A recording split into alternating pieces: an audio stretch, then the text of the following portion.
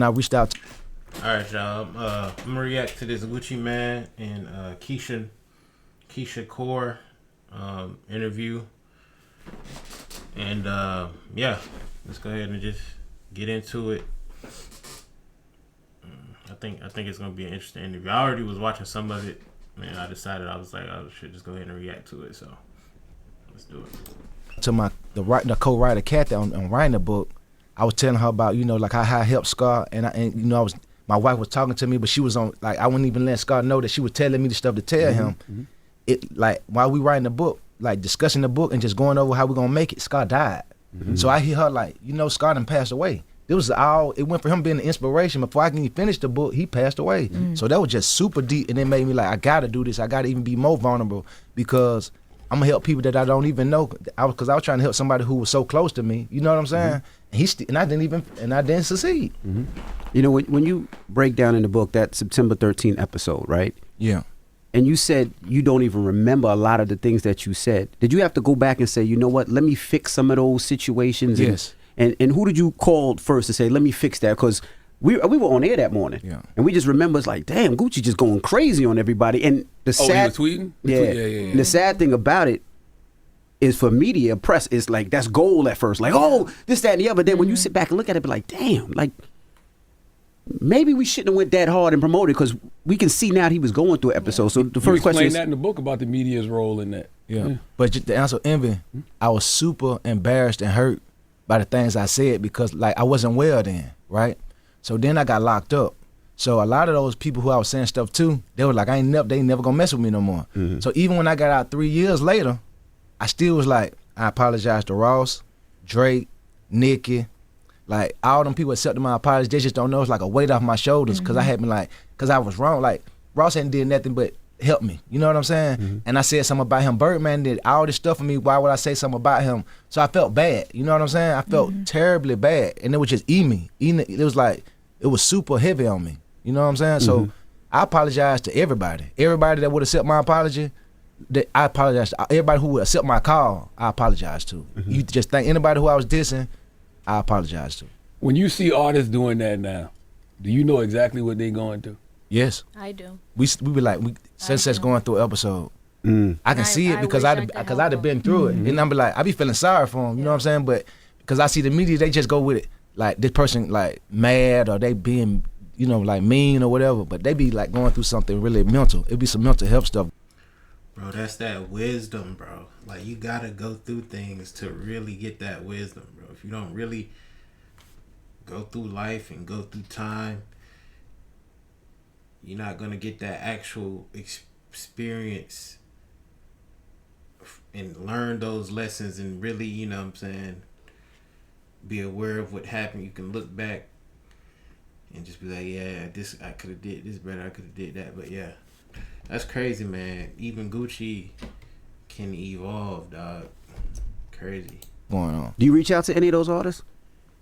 I'm trying to think. Did I reach out? No, I don't do a lot of reaching out because some of them I feel like they wouldn't be accepting of it. You know what I'm saying?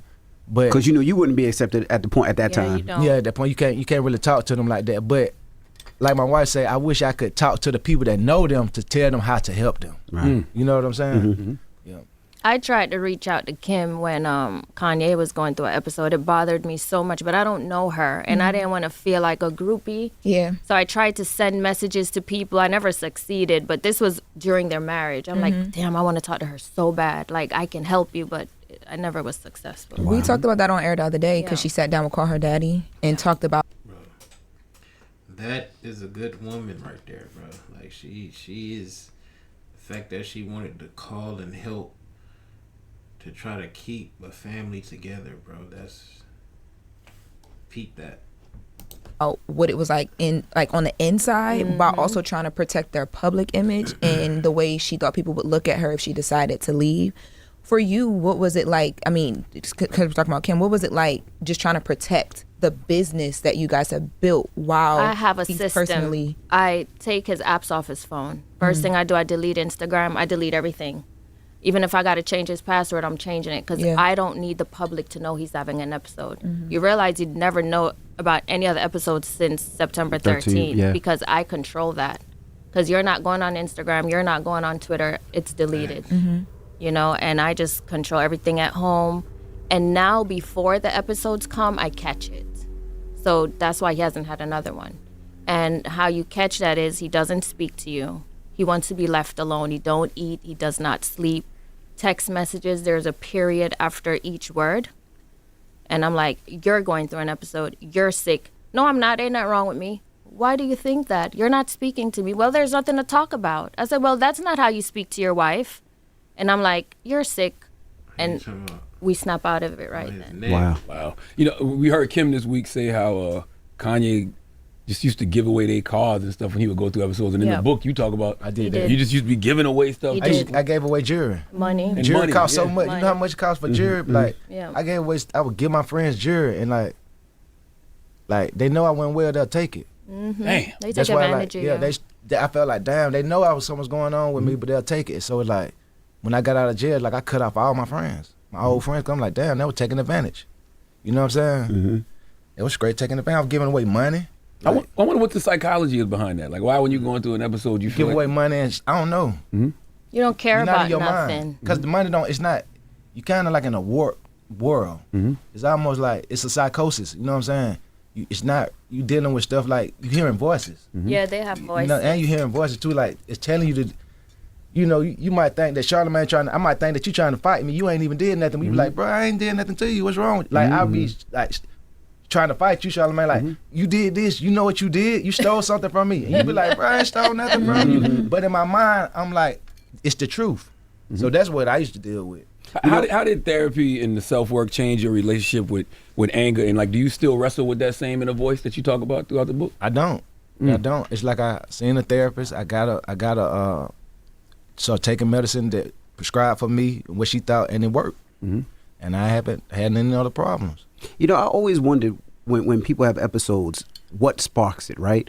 Sometimes, you know, you see Homie from the Hood, and they'll say it's some bad weed, or they'll say it's some lean, or what it was. So I always wondered, do you know what sparked the episodes?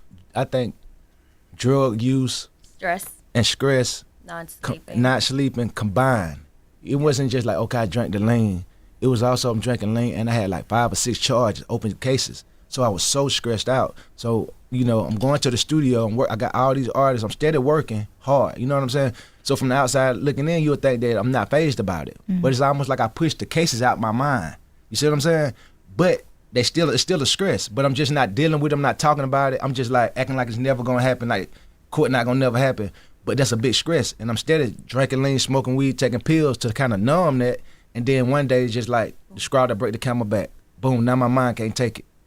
And so what gets there now? Because you said sometimes now you look at him and say, I can see an episode coming there. Is it stress now? Because, I mean, the craziest, the best thing I heard about Gucci, that I was like, damn, I'm like Gucci.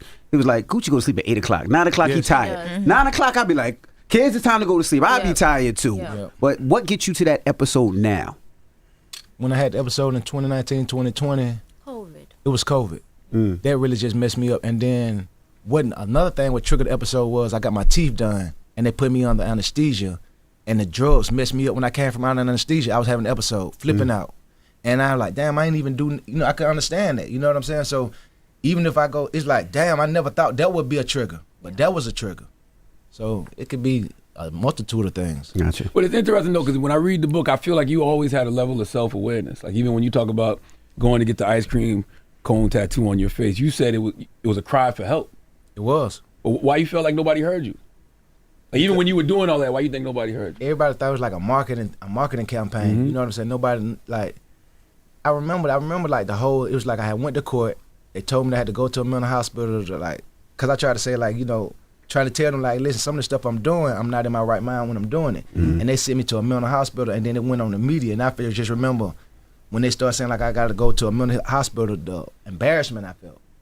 And then it's like, maybe it wasn't even 4 days later, that's when I got the ice cream cone tattoo. So it was almost like a cry for help. You see what I'm saying?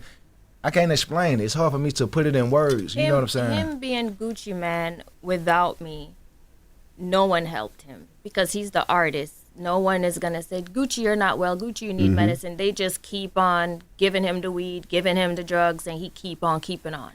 So that was the problem. No one took the time to like, damn dog, something is really wrong with you. Yeah. That's how I came in after all of that. Like, you need help.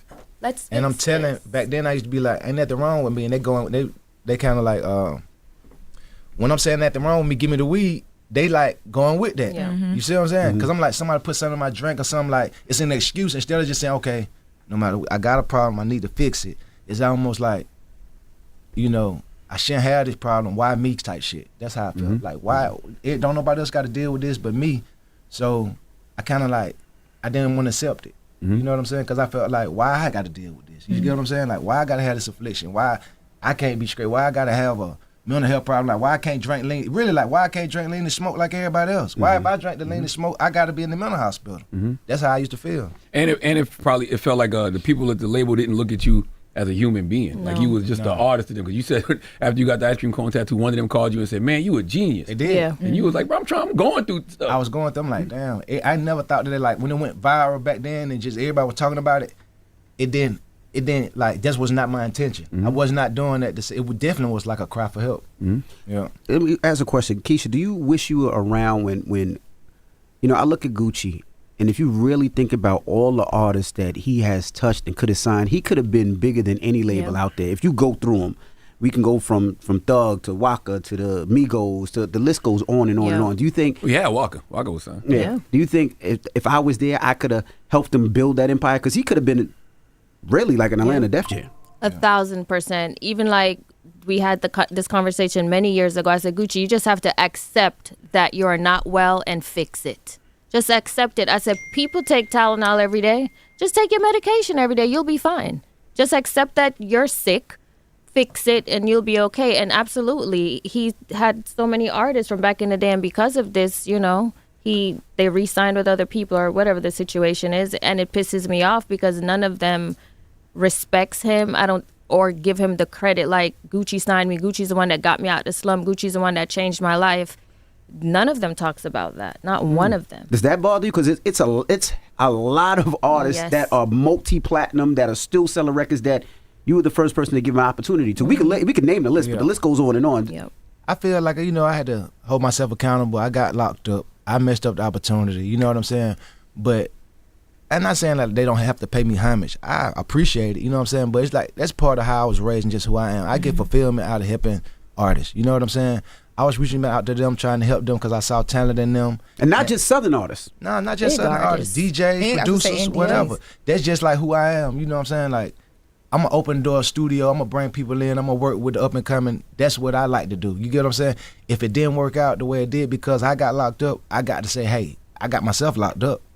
You know, I messed that up. But since then, I've been doing well. Since I got out, I've been on a, you know what I'm saying? Been a whole different, everything been going good. I always wondered, did any of those artists reach out when you were locked up and say, let me help? No. Any of those artists? Damn. Let me say this, though.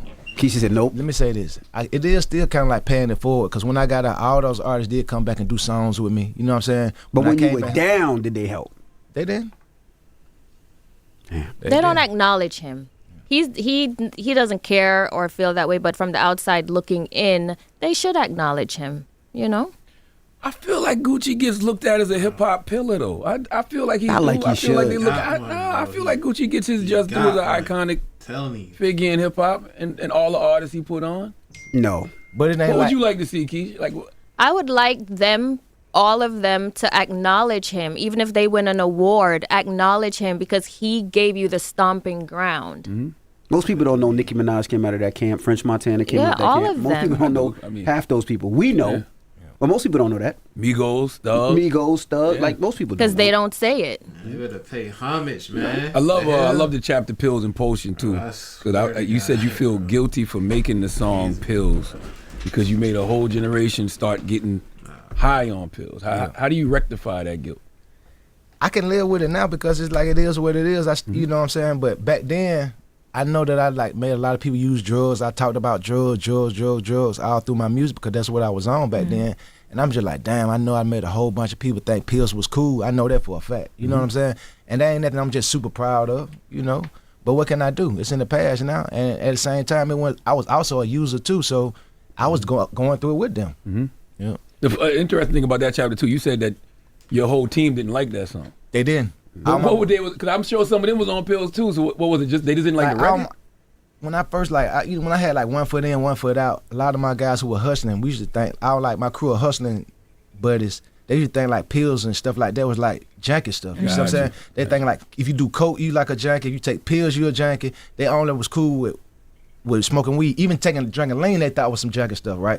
So they said take away from the money. You see what I'm saying? So it's like if you taking pills, you supposed to be selling the pills. So when I came out with pills, they went with that. They was like, bro, what you making a song about taking pills for? Then the song ended up blowing up. But they was like, they didn't like that song. Yeah. When you did verses, right? What was your mind frame during verses? And Keyshia, when you knew he was doing verses against somebody that was his arch enemy at the time, right? What was your mind frame? Because you knew at any moment it could have went bad. Did you want him to do it? I told him not to. And she said, I said, you're not doing that. I said, I will pay you $1 million not to do this. She told me that. Swear to God. She's like, I pay you $1 million not to do the verses. I'm like, I'm gonna do the verses. So how did for people that don't know, how did that verses come about? And what was your mind to do the songs that you did in that moment? Because I mean, I think everybody felt it watching, and people that they were like, "Oh, this is gonna end up nasty." Stand on business. Well, I'm trying to think. I seen an interview where Jesus was saying like, if I do a verses, I want to do it. If y'all didn't see that verses, bro, go back and watch that. That was the best verses. I ain't gonna lie. That was the best verses too, bro. That shit was epic, bro, because it was real. It was real. He was up there repping they shit. They were like, yeah. Gucci, right? So after that, P had hit me like, bro, you heard Jesus say he want to do a verse with you. Would you do it? And I was like, I don't know if I do. I don't know if I want to do no verse. I ain't really there yet. Then he came back like, bro, I think this would be big if you do it. So next thing you know, Swiss and Larry Jackson end up hearing me, and we end up we're gonna do the verses, right? And my mind frame going into it was like I was excited about it, like because all the previous verses were so big. So I'm like, man, it's dope. You know what I'm saying? It's gonna be big for me. Everybody gonna be like, my catalog gonna go up. People gonna so I was excited about it. Now when actually, Jeezy said he said here on Breakfast Club he wanted to do it with you, but you turned it down. That's what that conversation was. That was back in 2020. I don't think I turned it down.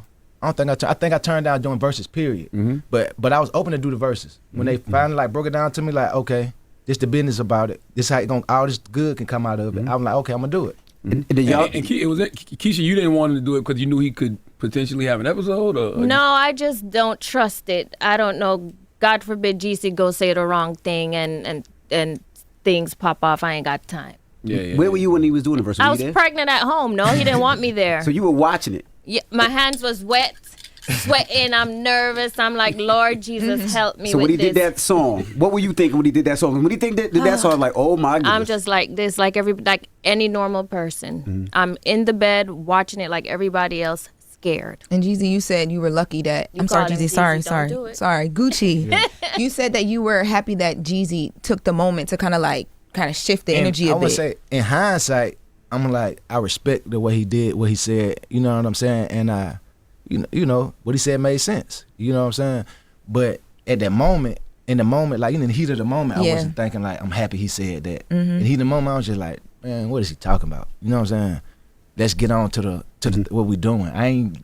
But when I look back on it, I'm like, that was smart. You know what I'm saying? That was smart, and it was deep. Yeah. Did y'all speak before y'all did the verses personally? Yeah, we did. Or y'all did speak beforehand? Yeah.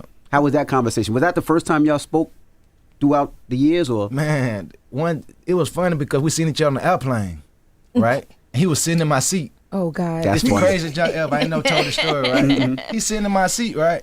So I'm like, damn, I don't even want to talk to him, but I got to tell this dude to get out my seat. So it's like, I'm like, hey man, you in my seat, you got to get out my seat. But he see who it is. He like, well, I'm sitting in the same seat. Can you sit in mine? I'm like, nah, I can't sit in your seat. You just got to get up.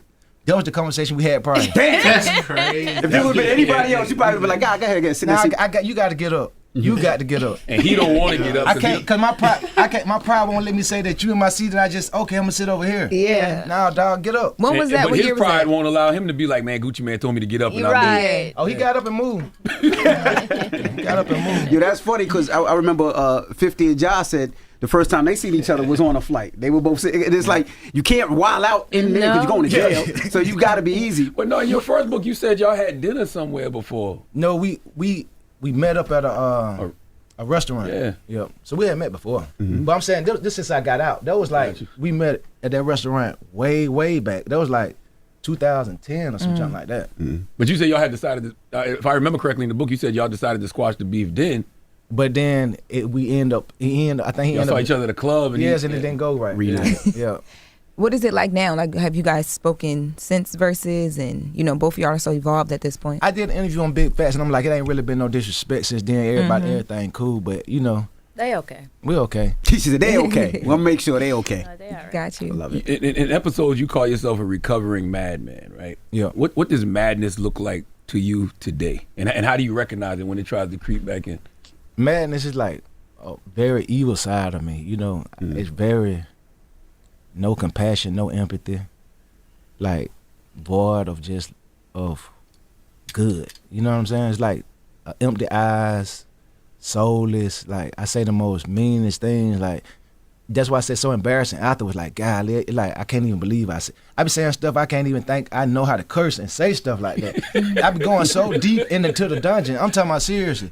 That it's like I'm so embarrassed about what I said afterwards. Like that's what the madness. Like it's bad. You see how like when Kanye flip out and he starts saying and he just like go deep. I'm like that.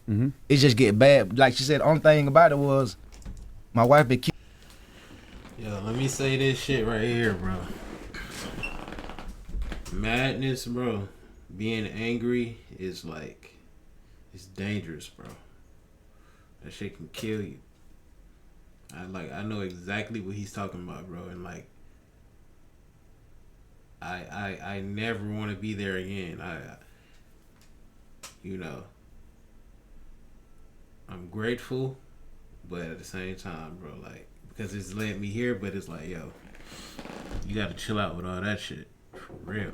Even so, like when I did have an episode, nobody in the public saw it. But man, I just want to give grace and just say thank you to all the people who close to me, who I done said some stuff to. Y'all know I didn't mean it. What does madness look like to you, Keyshia, when you see it creeping up in Goop?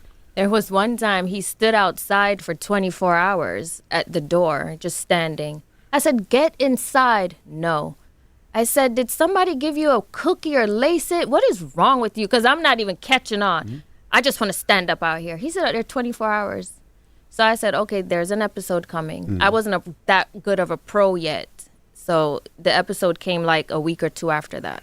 So that was a sign. So do you have to just let him be in those moments, even though he just standing outside, you just let him stand there? Or?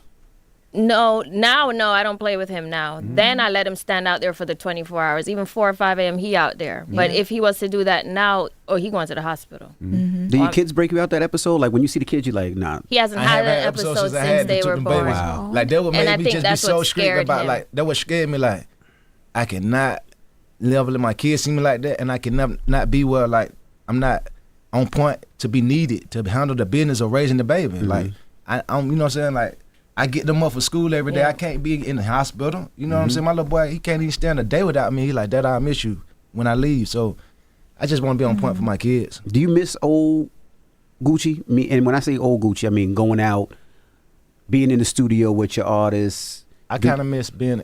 It's only certain things from like my manic behavior that's good, and that's like I kind of like used to be in the studio. I used to be way more productive. You know what I'm saying? I work out 2 times a day. I be restless. You know what I'm saying? So I do like. I ain't trying to like romanticize that part about it, but this is a part about this madness that it make you like super hard working. Like you don't even need sleep. You just stay in the studio. You just always. So you're so prolific. It made me really prolific. So I do miss that part. Like now I'm not as prolific. I don't put out 100 mixtapes. I only put out 1 album every 2 years. I'm not. I'm just like a family man now. You know what I'm saying? I'm slowed down. Do you like that better? I love it. Yeah. Now he's normal. Yeah. Now he's normal. I saw you say that going to East Atlanta sometimes like triggers different episodes for you. And you can talk about that if you're about to say something. No, I'm saying it does trigger me going to East Atlanta. In writing this book, what other things from your upbringing did you realize like, oh, that was one of my triggers of these episodes and I didn't even know, like family stuff or just stuff from like young? Yeah, like stuff with my mom triggers me. We had like a strained relationship. Stuff from my youth trigger me. Old friendships. That went sour. There's a lot of stuff can be triggers. I can, some songs even trigger me. Just from like you said, like strained relationships, like even hearing So Icy. I don't like hearing So Icy. Wow. It's kind of like a trigger. Stay Scrapped would be a trigger. You know what I'm saying? Hearing that, like I got 10K on your bounty, like that's why I say I probably couldn't have took that. Yeah. Like that would have triggered me. You don't do those songs anymore? I don't do them songs. What triggers you more, East Atlanta or what is it, Burma, Alabama? Birmingham, Alabama? Bessemer. I would say East Atlanta, but I don't want to. Bessemer kind of depresses me because it's like when you go down there, it's so like damn, you know what I'm saying? It's like damn, it's a tough place to grow up at. And when I go back there, it's like it down there make me cry just looking at the buildings and cause you from a small town, so That's you know right, how like I'm from it's so small and rural and like it's no money down there. You know what I'm saying? So it feel dark. Yeah, and East Atlanta just dangerous. It's still dangerous. It's always gonna be dangerous. It just when I go there, it just make me change. It made me like it almost turned me to a different person. Like the corners, the blocks, just reliving all the stuff I did on those blocks. The people there. It's just I try to stay away from triggers. And you say even reading the book and seeing the effects that like systemic racism had on you, like watching the KKK, march through your town. Is that still a trigger now? It kind of is. It is. It is. I still like hold some of that stuff in me. You know what I'm saying, that I seen when I was young from Bessemer. That's why I kept my label 1017 because I'm like, I don't never want to forget. Even though I was raised in Atlanta, people always associate me with Atlanta. I never want to forget, the life I led there, and I never want to forget like my family there and what they going through. You said during the Big Facts interview that the police, you feel like they still have it out for you in Atlanta. I feel like they did. They did. Back when I first young. I feel like cause they used to do stuff like, you know what I'm saying? Like I would be, when I first got out of jail, I would go places and the police would just run my name. You know what I'm saying? And then I was on probation, so my probation, I was like, hey, did you go to such and such because the police ran your name? They're like, they were just trying to see if it's just too much. So what do you tell artists like your thugs and your little babies that probably feel the same way as you? Do you say, it might be time to get out of Atlanta? I told the baby that. I've been told the baby, hey, man, you might be too big for the city. You might need to move. You know what I'm saying? I never got a chance to tell Thug that, but I definitely told baby that before. Because he used to be there, the baby used to be there just walking around like regular, like in grocery stores and everything. Because he's so comfortable there. I got the comfort there. Like even time I went, if I'm in Atlanta and I have an episode, I go straight to my block. Because I know that block like the back of my hand. I'm always like, I always go there. It's like them the familiar. It's like it's too familiar for me. You know what I'm saying? It's too familiar. Sometimes something too familiar for you got to get away from that because it's too much comfort there. It ain't no growth in comfort. I need to be where like I'm held accountable. You can get held accountable. If I go to East Atlanta, lean coming, weed coming. All I got to do is just stand on the block. I want to ask you, Keyshia, how do you define recovery? Because you've seen him at his worst and now you're seeing him at his best. So how would you define recovery for somebody that is dealing with somebody who's trying to recover from their mental health issues? The first thing you need is medication. It cannot go unmedicated, and the quicker the better. Because once they're medicated, they usually get better in like 2 weeks. It's not overnight. It's literally like 14 days for them to be back to normal. So for him, like let's say he started his medication after an episode. He started his medication today, right? 3 days later, he'd be like, oh, my wife, you're so beautiful. I could tell by his words that he's getting better. And then tomorrow he might say, ugh. And I'm like, oh, shit, he's not better yet. Like, I could just tell by his tone. So who do you talk to, Keyshia? Like, who do you have a therapist? No, I'm my own. I'm the therapist. He'll tell you, I'm like a real therapist. I know how to speak to him. You have to speak calm. You cannot scream. Sometimes you have to agree with what he's saying. Like he'll say, give me 500 grand. And I'm like, okay. I don't do it, but I say, okay. Whatever he asks for, I say yes, but I don't do it. But you can't go against them. So he'll text somebody and cuss him out, and I'll go back to his phone and I'll say, block him. He's having an episode. So I'm just a cleanup lady. Listen, I got to say this. You remember Julie Greenwald used to be the head of Atlanta? I had an episode and said so much bad stuff to Julie that I said that when I came from the episode, I said, listen, Julie, from now on, if I text you anything crazy, block me. And call my wife. Don't call me for 2 days and call my wife because this episode coming, because I ain't want to lose my position at the business. label going through episode, and she was like, I'm like, if you see like the text is getting crazy, just block me. Cause I don't want to say, come tell you, I start saying stuff so bad, it's like you can't come back from it. Gucci, we seen it before, Gucci. You don't gotta explain it. We've seen it. But how do you protect your peace, though? Keith? Yeah. Like you. Because there has to be times where you feel like the walls are just caving in because it's so much and it's so personal for you. Honestly, during the moment, I'm kind of like stressed out. I'm a prayer warrior. I just pray, and once he starts getting better, honestly, I'm okay. And he doesn't stay sick long.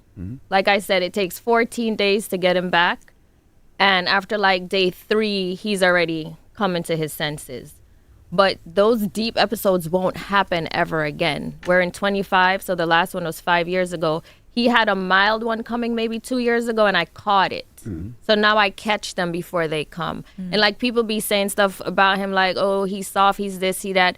The madman is still there. So I try my best. I don't want them to provoke him because it will come back.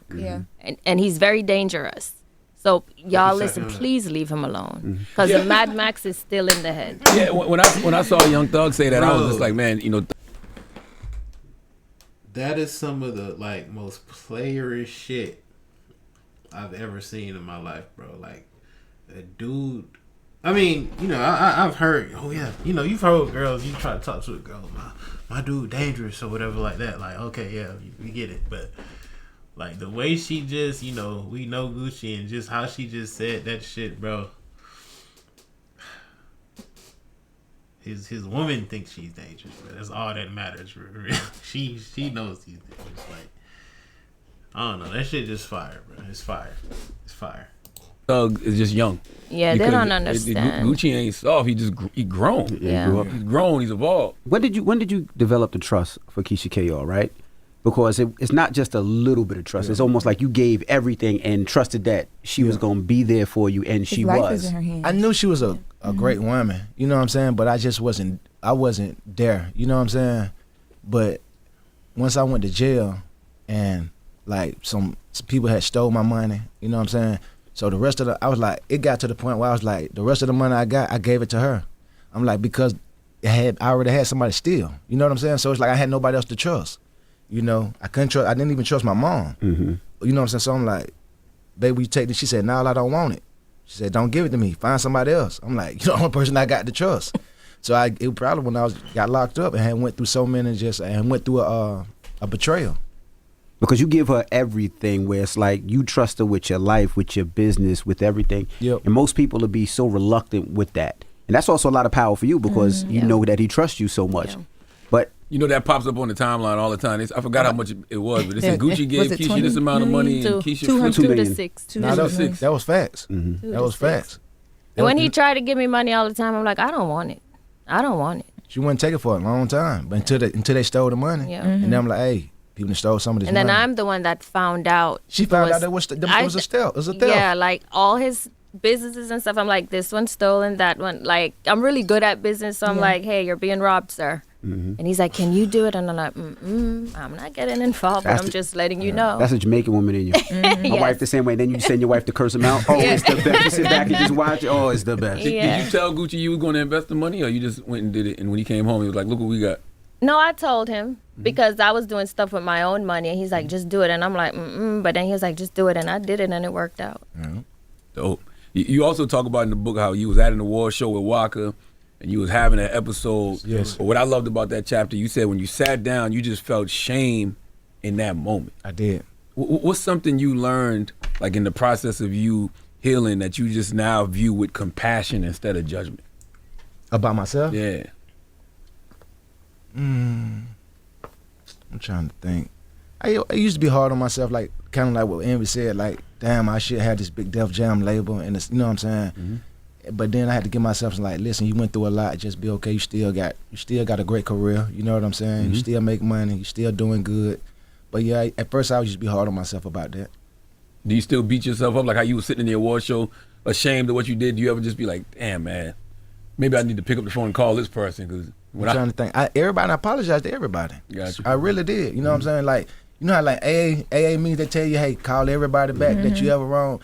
That's how I approached when I got out. I really was like, I wanted everybody to like know I was sorry that, you know what I'm saying, I still don't want to like use mental health as not being accountable for what I said, because some of that stuff I wasn't going through no episode. I said some stuff that was wrong, and I just want to let everybody know like I'm wrong, I'm sorry. You know what I mean? I thought it was hearing you talk about why you called Young Thug so quick when he dropped the Miss My Dogs, because you understood with that apology, like you were there. Yeah. I thought that was like really, we played this morning on air, and it was really great to hear. What was y'all conversation like? I didn't call him. I just forgave. I'm saying I forgive him. Oh, so y'all didn't actually never talk. Oh, wow. So he found out you forgave him on that interview. Yeah. Has he reached out to you since the interview? To be honest, he was like, he hit me like, let's talk, but I ain't really want to talk. But I do forgive him. I just didn't want to talk. Yeah, I understand. I'm the same way. I can forgive you, but at certain times I just don't need you here. There's nothing wrong with that. Time. Yeah. Do you mind being the OG? And the reason I say that is you look at Atlanta, you see everything that Atlanta's going through. Gucci's that one person that can stop it all, I think, because every artist in Atlanta respects you. Do you mind that label as the OG that can do that, or you just say, you know what? I like being OG. I do. You know what I'm saying? Like, I've been in the game 20 years now, so like I embrace that. I'm not the hot artist trying to drop the hottest single every year and do all that. I want to be the person that they can come to and talk to. Would you want to do that with everything that's going on in Atlanta? Yeah, I do. I would. I feel like if they would come to me, but they don't want to come. I feel like people don't come to me for advice, because it's like, even with my own artists, it's like a lot of them, don't come to me because it's like talking to your dad. I ain't got nothing but positive to say. I'm trying to lead by example, and I'm gonna tell you like, you shouldn't do this, you should. So they don't even want to talk to me. They'd love to talk to old Gucci, but new Gucci they don't want to talk. They don't want to talk to new Gucci, because new Gucci ain't really got nothing going on. He go to sleep at 8:30, like he ain't on that. And did y'all every once in a while the pictures come out and say Gucci's a clone? Yeah. Does that make y'all laugh, or do y'all die laughing when y'all see the clone Gucci? I didn't used to like it at first when I first got out. I felt like it's discredited everything that I had been working so hard to do. You know what I'm saying? I felt like people was hating, saying I was a clone instead of saying. Dumb. Yeah, I didn't like it. Yeah, it didn't die down now, but when I first got out, I ain't gonna lie, it used to be annoying. I used to be like, that's so lame. Did you talk to OJ? Yeah. About what you was gonna put in the book? Yes, I talked to OJ. I talked to OJ yesterday. That's my dog. Yeah. What do you think about it?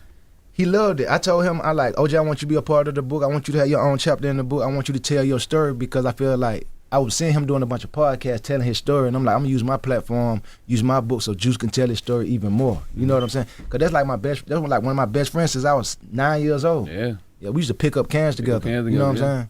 That's my dog. And you start the book talking about one of your newer artists, but then you start in the book talking about, OJ. What were the similarities you think? Just two people that are close to me. You know what I'm saying? That mean a lot to me. Losing Scar was something that like I wanted to use that to help other people, because I still ain't okay from that. You know what I'm saying? And OJ been going through a lot, and I just wanted to show him love. What emotional release did writing this book give you that music couldn't? I'm more proud of this book than I'm proud of any album I ever put out, because like you said, it's kind of like talking about stuff that I used to be kind of like had a stigma of, you know what I'm saying, you got mental health, you crazy. It's like I used to be embarrassed about some of these situations, and I didn't used to want to talk about it, but now I'm confident in talking about it because I know that I can help somebody else, and it's like I don't feel no shame no more. Yeah. And the conversations that you've been having recently, have you begin to help people in that space where you're like, yo, I did I did a book signing in Atlanta, and a lot of folks are coming up to me saying, hey, thank you for this book. I've been sober 8 years, or thank you for this book, I got bipolar, thank you for this book, my friend, be going through episodes. Like, I was getting a lot of that, and it felt good to feel that love, you know what I'm saying? It really did. Are you still surprised about the love? I heard you say something, you were in Miami doing a book signing, and you were surprised about how many people came up to me and asked for an autograph for your book. But then I'm thinking about it, I'm like, you just did South Carolina Homecoming that was sold out. You just did this show that was sold out. So I tell them that all the time. Yeah, like it's different. When they come up like with that book, I don't know why, but it's like the book signing, saying when they're saying I bought your book, I've been rocking with you since I was in junior high. You got me through college. Like, it just, the energy was like, it made me feel good. I ain't felt that in a long time. Like touching the people, shaking their hand, taking Yeah. a selfie with them. It's like when you do that to about 200-300 people and they telling you that, you can't do nothing but feel good. But as I said, you're like a mythical figure to a Yeah. whole generation. You got Sexy Red calling herself the female Gucci Man. South Carolina State, them kids asked for you. Yeah. Like, I seen the list. They was asking, I'm like, I said, I don't even know who that is. It was about 5. I'm like, I don't even know who these people are. But they was like, oh, Gucci Man, I know Gucci. Like, they wanted you at South Carolina State. So how did that make you feel knowing a whole generation? Nah, that feel good. That feel good. When I go through these, I've been doing a lot of college. I do Norfolk State on Tuesday. But like every time I go to the college and like the kids know all the words, you know what I'm saying? They 19 years old. It's like, bro, you still touching people 19 years old. They know these songs. They singing songs that came out in 2005, 2006. How old we out then? So that feel good. Did you? How it make you feel, Keyshia, when you see Sexy Red call herself the female Gucci Man? I love it. I love when younger artists pay homage to him. Like, I be in the background, like, when people don't pay homage to him or treat him with respect, I be mad. Yeah. He don't get mad or whatever, but I watch everything online and I analyze it. And if anybody go against him, I'm going against them too. I was going to ask, does the book, because you said, seeing people come up to you with the book is like a great feeling for you. Does the book make you feel like a superhero versus like music didn't? Because we talk about like our OG like rappers being like superheroes to us, which a lot of people, I feel like they look at you that way. I'm super proud of being an author. You know what I'm saying? I read a lot of books. People just don't know Every that day. about me. But I read a ton of books. You know what I'm saying? I probably read 2-3 books a month. You know what I'm saying? You big Malcolm Gladwell fan? You are? Huge big Malcolm Gladwell fan. You know what I'm saying? He just did a book, Revenge of the Tipping Point, that I read, that I love. You know, but I'm proud of being an author because I love books, and so it's like it's a different thing than being a rapper. You know what I'm saying? I want to make some more books. I like being a prolific author. I'm trying to have more books than Charlamagne. I think we tired by now. Yeah, we tired. I got 3. Yep. I got 3. I want to see Keyshia write a book. I really do. Because I'm telling you, Keyshia man, look like, the oh boy. people who have to deal with those of us with mental health issues don't tell It's their harder. stories enough. Yeah. I think it's harder being me than him going through an episode because it's scary. Like we had a condo, we were on like the penthouse, and I'm like, shit, is he gonna jump? Is the voice gonna tell him to jump? Like that's the scary part, not me being scared of him hurting me. So like during episodes, I make sure no one is around him with guns, knives, high buildings, but he wouldn't leave that. That's where I had to kidnap him from. He would not leave there. He wouldn't come to the house. And I'm like, shit, I had to get like a babysitter for him because he hated me. Different episodes, he hate different people. That if you have an episode where he hates me, that's a problem. He hated me. He wouldn't come home. He got the damn balcony. And I'm like, is the voice going to tell him? I can't sleep at night. Right. I have to, what is he doing now? Did he eat today? Like, I have to play games with his friends from Atlanta who he want to be with. And then I'm like, don't give him any weed. Throw it in the garbage. They call me back. Oh, he needs weed. I gave him weed today. I said, no, you didn't. You know, like stuff like that. It's hard. It's so stressful. Like, you want to cry. Yeah. And I cannot read that book. It's too sad. It's too much for me. Wow. It's too. I don't read it. I read probably like 3 pages and I had to quit. Is Too it much. What about you, Gooch, when you got to relive all of that, all Nah, of those traumas? it almost made me cry too. That I ain't damn gonna lie. book almost That book put him in made an me cry. episode. My autobiography almost made me cry, and this book almost made me cry. Not almost made him cry. That book was putting him through an episode and I caught him about day 1. So revisiting the trauma. Yes, it mess with me. it puts him back. It do, bro. I can't lie. Especially the Beltsman, Alabama part. It's like, damn, that take me back down. Yeah. You know, it's like, then I started thinking about, like, you know, when I was young, my granddad and my mom, like, damn, we was poor. Then I'm like, I don't think about that no more. You know what I'm saying? That was like, I know we were poor, but it ain't like nothing I dwell on. When you go back to think about it, like, damn, man, we in the racist ass town, we poor as hell. You know, staying with my granddad, and me and my mom, and my brothers, like, we ain't have shit. Yeah. We ain't have shit. So how do you protect yourself while revisiting that trauma? And on a press run. Yeah, and how do you protect them, Keyshia? Well, the press run doesn't bother him. It's just like when he was writing the book, because he has to keep saying these things over and over and over. And actually, this was my idea. I was like, you need to do a movie called Episodes and let people know what's going on. I said, I can tell you everything you've done through your episodes, because he doesn't remember. And I was telling him how to make the movie. And that's how That's how we started with the book, because she told me to make a movie. As soon as he had the episode, I was like, people need to see this. I said, you don't have to use your name. Let's just say you're a No, basketball you said, player. Yep, you know, have you ever seen that movie that's about mental health with Diana? Is it Diana Ross? Yes. She like, I seen a movie about mental health with Diana Ross, and you need to do a movie about Elvis. That's how I went, but I can't remember. It's like, I don't remember. It's I think old. Diana Ross played Billie Holiday, and they say Billie Holiday had mental health issues. It was Oh, Lady Sing the Blues. Oh, and yeah. she saw that. She saw that movie, and then she was like, "You need to make a movie about yourself with episodes." Wow. Did you ever have to tell Kathy you need a break? Like, yo, man, let's take a break. Nah, I ain't never tell her. I just ain't gonna lie, it was therapeutic. I like doing it. I was having fun doing it because it was like, even like, okay, when I was talking to Rocco and talking to Juice, and they were telling me the stuff that I did, I had to tell them like, bro, I don't remember. Right. I was like, Rocco was like, you don't remember we was in Vegas and you had told me to come to the room. I told you to do that. I'm like, Rock, I'm telling you, I don't remember. I was going through an episode doing. He's like, damn, bro, for real. He didn't know. Of course he didn't know. Yeah. You know. And poor Zaytoven, man. I would have never let you in the studio. Zay let me in. Zay so blessed, man. Zay got God in that house. He's so sanctified, him and his family. It's like, you don't bring nothing over Zay's house. Zay like the church. The house is like going to church. You know what I mean? You don't bring drugs there. You don't bring beef there. You don't bring nothing there. You just come there with good intentions. It's all good. That's when you see like that family unit. You see that at Zay house. You know what I'm saying? You see a mother and a father who really care about their child, which is Zay. And they gave him a whole basement studio right there for him to create with his friend. Like, you can't even bring that over there. But Zay, you could tell he loved you, though, because he would answer every call. You would come over and he'd be like, man, what's wrong with you?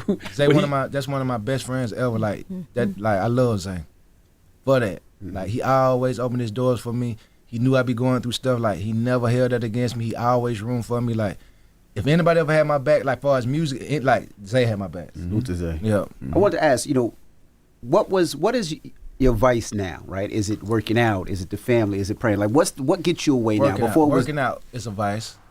Yeah. Work out 6 days out the week. Sometimes two times a day. That definitely helps with the mental health. Yeah. Shopping? Working out.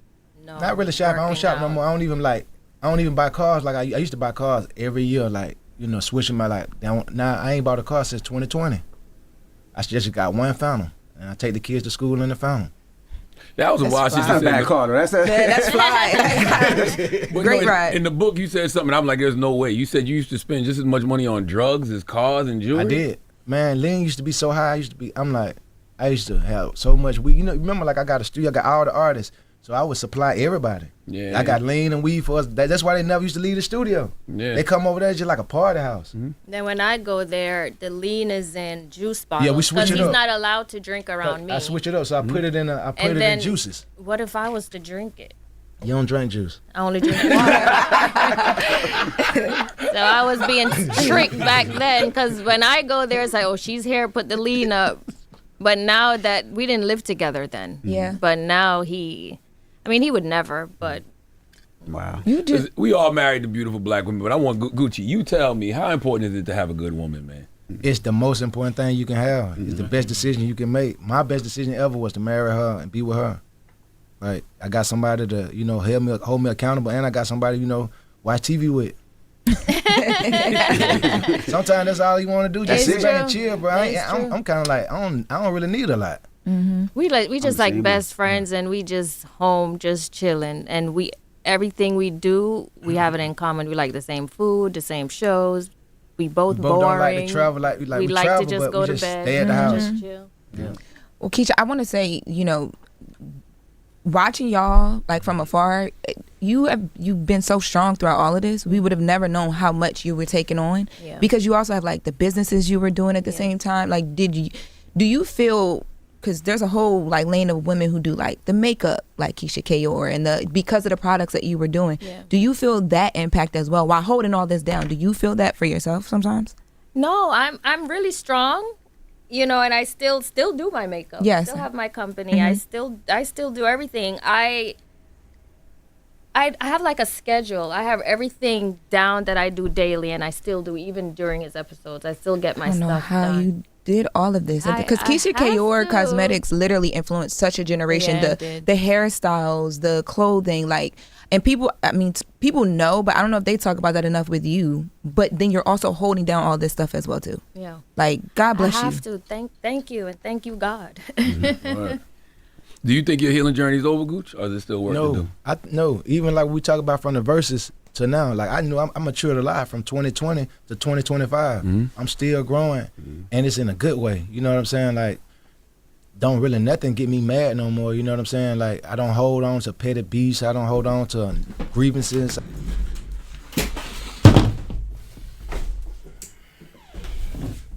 I don't care about slights.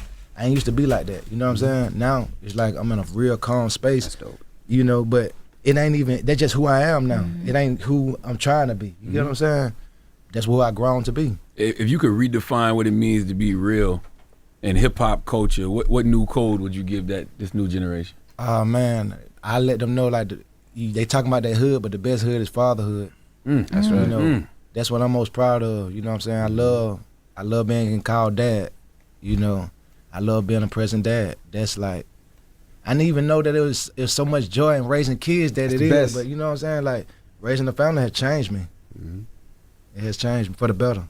Man, it's interesting. Have you spoken to like other artists that are on the healing journey? Like we had Little John up here. You can see the trend. You know, I seen that. He on his healing journey. You know, even people like Jeezy. Do y'all speak about that? How far y'all come? Probably like me and Zay, Mike, Will, Metro. Yeah, we didn't spoke about that. All right. So what does peace feel like for you right now? Peace feels like just, you know, running my label, being with my family, being content with what I done did in the industry, you know what I'm saying? And just keep building. I love it. What does peace feel like for you, Keyshia? I like to see him well. I don't like to see him like stressed out. That's why in my interview with Carlos, I said only thing he got to do is shower and go to the studio. I don't allow him to do anything else because I don't want him. He can't handle stress because stress is a trigger and stress brings on episodes. So I don't allow any stress. He just be calm, wake up, go to bed early, take care of the kids, go to the studio, and that's it. That's you know, a perfect. I was gonna say they criticize you Yes. about that, but Yeah. I think people don't understand because they're Yes. not in a good union, right? Yeah, they're not. Or they Probably ain't just even don't- got no goddamn. But I've been- But even also too, I think reading the book and hearing the journey that you guys have been on behind the scenes that a lot of people didn't know about, I was sitting here thinking like you created a safe space for him. Yeah, I did. But that's And what you had marriage. to. That's what And marriage getting should him be. out of Yeah. Atlanta. Right. And He didn't want that either. He wanted to go back to Atlanta, and I'm like, going where? He got another house in Atlanta, and I refused to go there with him. So like I have to just put my foot down till we got rid of the She house. never would go to the house. And if I go to Atlanta, I stay in a hotel. We're not living here. This is not good for you. I was gonna say they got on you for that, but like I said, people don't understand union, right? And the reason I say that is, I'm sure Gucci's whole thing is I want to make sure my wife is good. I want to Yeah. make sure my family is good. I want to protect her from the outside thing. Exactly. But as a wife, you're the total opposite. I want to make sure he's okay. Yeah. I want to make sure he's not gonna have a stressful. I'm gonna make have sure. to I want to take make sure care he of can work, and whatever it takes to do that, that's what a wife does. Exactly. That's what my wife does. That's what his wife does. Yeah. But that's what a union is. And most people who don't have a union don't They understand don't get it. And every marriage relationship is different. You might have a relationship where you have to take care of your wife. Right. But I have to, my husband takes very good care of me. I'm not in need or want for anything, but I have to take care of him first because he has mental health issues. I don't. I'm stronger than he is. Well, the biggest thing, well, we appreciate you for joining us. I just want to say the biggest thing that made me so happy is when you see Gucci talk about his kids. I don't know if you see the smile on his Yeah, face. oh my I'm God, so he's happy in love for with them y'all. children. When he Oh said my father, he God. started smiling No, and it's started true. grinning. He It's like, I true. can't wait to get back and get to my son's this, my daughter. Like, Yeah. that Oh, is the yeah. biggest thing. And, If and I I love call seeing him right now, he'll leave. that. I love it. I love it. Do you feel like a generational curse breaker? Yes. I know my little boy, he gonna inherit all this. He got so much, he's so turned up. He a trust fund baby. Ain't nothing wrong with it. Yeah. Ain't nothing wrong Oh, with he it. know. He said it with a smile. Ain't nothing wrong with it. That's right. Man, go get episodes right now, That's man. The right. Diary of a Recovering Madman. This album out is today, there's too. some books that are good. This is good, but it's also important, man. It is Very. important. And my album out today too, Charlamagne. Yes. That's right. Episode, I ain't even get to the album Yeah, I yet. didn't get to the album. I read the book. I didn't get to the album Album yet come either. out today. Well, let's get to a joint off the album. What you want to hear off the album? Voices. Voices. It's Gucci, man. Keyshia Kaoir. Thank you so much for joining us. Now, Gucci, I know you don't come out but every couple of years, but you got to come back. I know I you will. every once in a while you You got gotta to come back back. with Pusha T. I wanna. I will. I'll yeah, bring him. Yeah, we got. You used to listen to the Breakfast Club in the morning when you worked out. I don't know if you still do, but you gotta come listen, I listen to y'all every day before I go to the gym, and my favorite part is the positive note of the day. Yeah. There we go. No, Charlamagne, he loves that. I'm saying, he listens to all your positive. As soon as I'm going to the gym, we're around the gym, we listen to y'all, but it's like the positive note of the day. Hey, stop, let me hear what he say. I appreciate that. That's what it Thank is. you, brother. All right, it's the Breakfast Club. Good morning. Yeah, that's Hold up. Every day I wake. a tough interview, bro. W Breakfast Club, W Gucci Man, W Keyshia, W. You know, growth is important. You know, you gotta grow. You gotta change for the better. You know, you can't just if something not going right, you gotta switch it up. You know what I'm saying? Be uncomfortable, like Gucci Man said. You gotta be in an environment where people gonna hold you accountable and not just gonna accept all the bullshit you're doing. But I'm gonna go ahead and sign off, man. Damn, that shit make you want a goddamn wife. Excuse me, make you want a wife. After watching that, I almost want to get out the game, but nah, we gonna stay doing what we doing, you know, for the meantime. But all right, y'all. I'll catch y'all in the next video.